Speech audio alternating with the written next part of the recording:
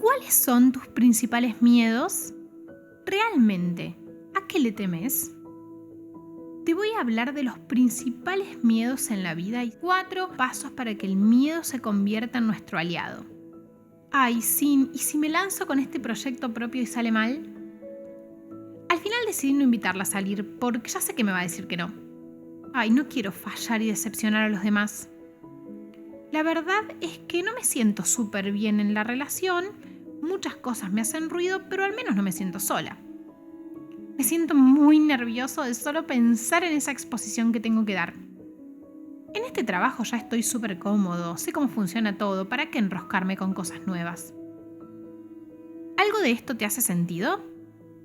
La emoción que se presenta aquí y de la que hoy les voy a contar es el miedo.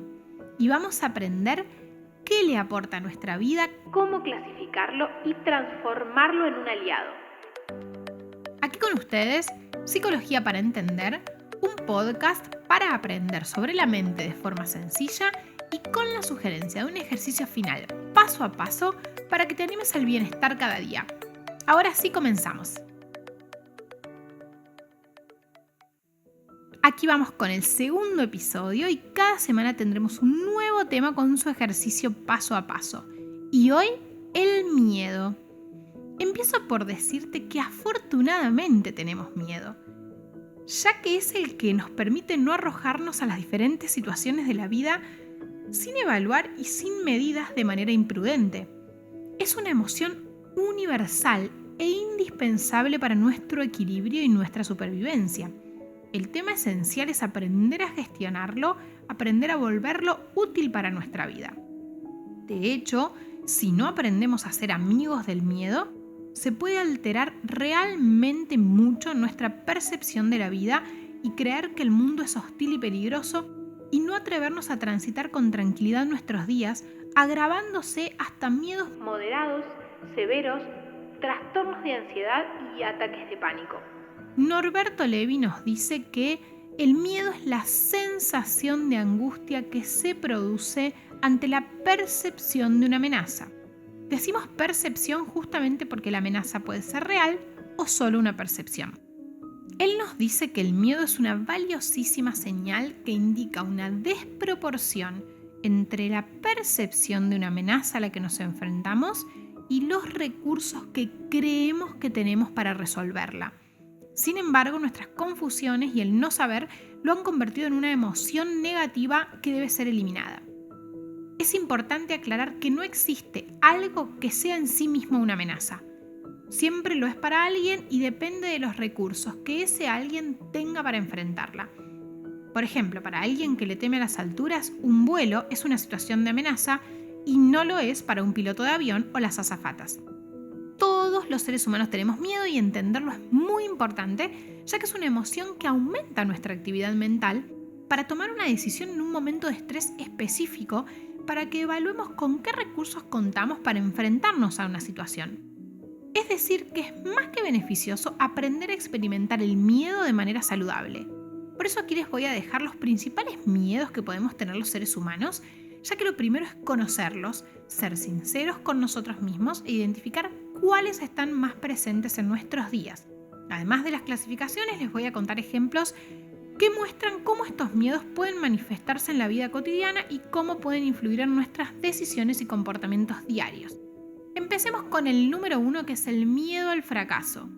Este miedo se refiere a la preocupación excesiva por no cumplir con las expectativas propias o de los demás, lo que puede llevar a evitar situaciones desafiantes. Por ejemplo, evitar postularnos a un nuevo trabajo por miedo a no ser contratados, o no iniciar un proyecto personal o empresarial por temor a que no tenga éxito. Vamos con el miedo número 2, es el miedo al rechazo, es ese temor a no ser aceptado por los demás, lo cual puede afectar las relaciones sociales y la autoestima. Por ejemplo, no invitar a alguien a salir por miedo a que me diga que no, o no expresar opiniones en un grupo por temor a que los demás no estén de acuerdo y rechacen mis pensamientos. El miedo número 3, miedo a la incertidumbre, es el temor a lo desconocido o a situaciones no controlables, lo que puede resultar en comportamientos de evitación y búsqueda de seguridad constante. Por ejemplo, sentir ansiedad extrema ante la posibilidad de un cambio de trabajo o una mudanza, o preocuparse constantemente por eventos futuros que están fuera de nuestro control. El 4 es el miedo a la enfermedad o la muerte.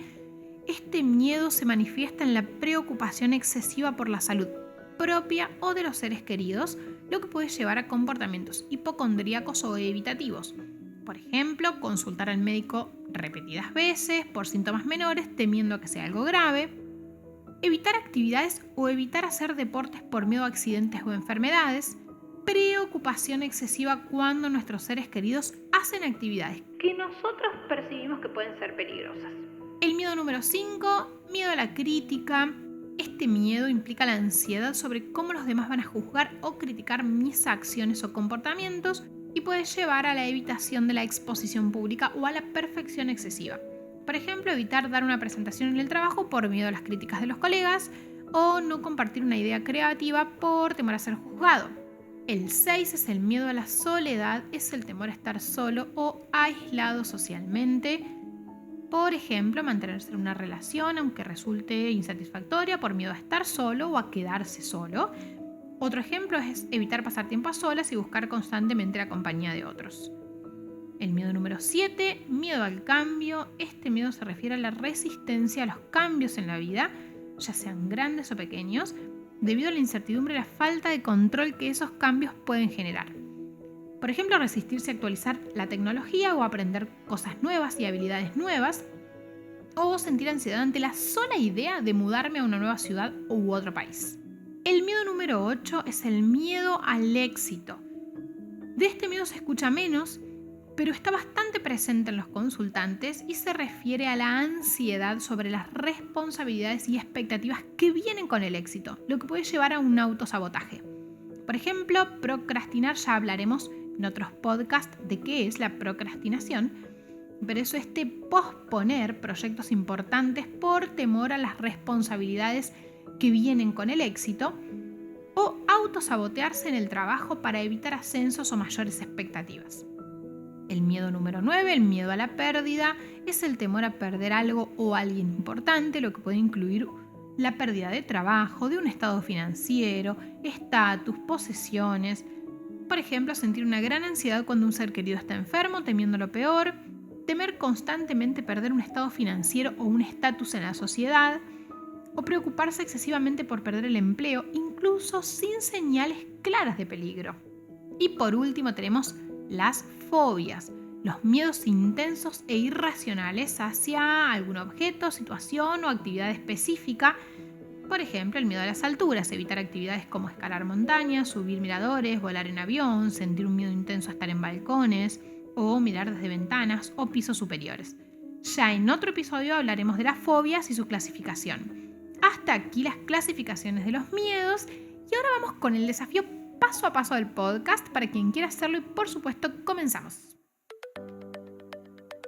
El ejercicio consta de 4 pasos. En el paso número 1 vamos a pensar en una situación que nos genere mucho miedo o ansiedad.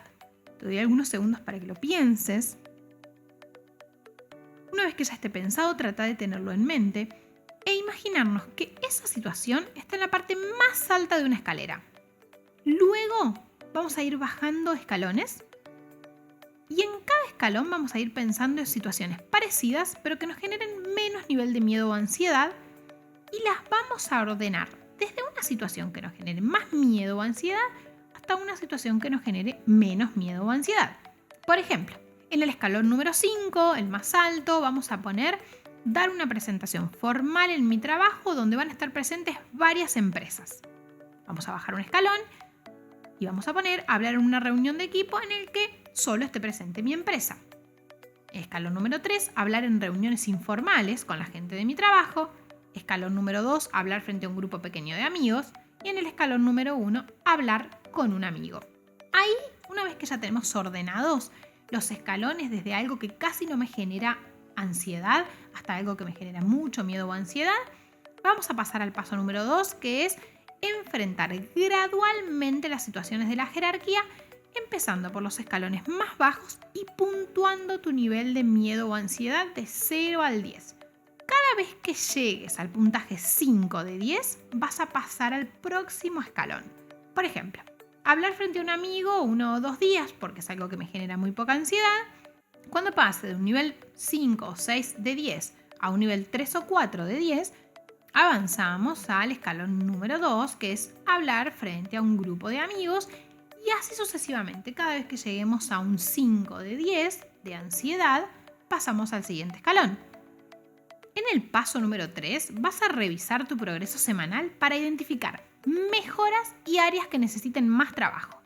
¿Y cómo vamos a hacer eso? Una herramienta muy importante es observar cómo actúa otra persona que, desde tu punto de vista, no le genere miedos o ansiedades exponerse en público.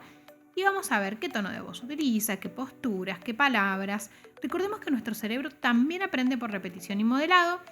Y observar a alguien que admiramos y que creemos que hace bien eso que a nosotros nos cuesta puede ser una gran herramienta.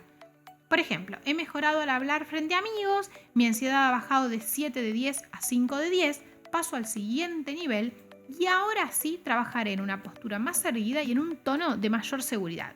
Y llegamos al último paso, el paso número 4, y una vez que estés en el escalón más alto de tus niveles de miedo o ansiedad, vas a regresar a las anotaciones y a chequear todo lo que fuiste anotando, recordando aprendizajes de cada nivel y tu capacidad para ir avanzando. Vas a celebrar esa capacidad que tuviste de avanzar de escalones y practicar en espejos, hacer visualizaciones donde te imagines en esa situación siendo exitoso. Si aparecen pensamientos negativos, no te preocupes y vuelve a llevar tu mente de nuevo a la visualización. Y vamos llegando al final de este episodio. Recordemos que ningún podcast reemplaza el espacio de terapia. Si alguna vez sentís que el miedo o la ansiedad te está impidiendo hacer cosas de la vida cotidiana, no dudes en buscar ayuda de un profesional. En Psico de Tierra podemos ayudarte desde nuestros conocimientos en salud mental. Aquí debajo en la descripción quedan los links para comunicarte con nosotros, que vamos a estar encantados de recibirte y darte la bienvenida a este hermoso camino que es el de la terapia para que empieces a elegir tu evolución personal. Y si te pareció un capítulo interesante y te animás a sumarte a los desafíos y te gustaría compartirlo con amigos y familiares para que también aprendan a identificar y trabajar paso a paso sus miedos, no dudes en hacerlo, eso va a sumar y además, porque no cuesta nada ayudar a que el podcast que lleva su tiempo y su trabajo sea escuchado por más y más personas. Y hasta aquí este episodio, nos encontramos en el próximo capítulo, un placer.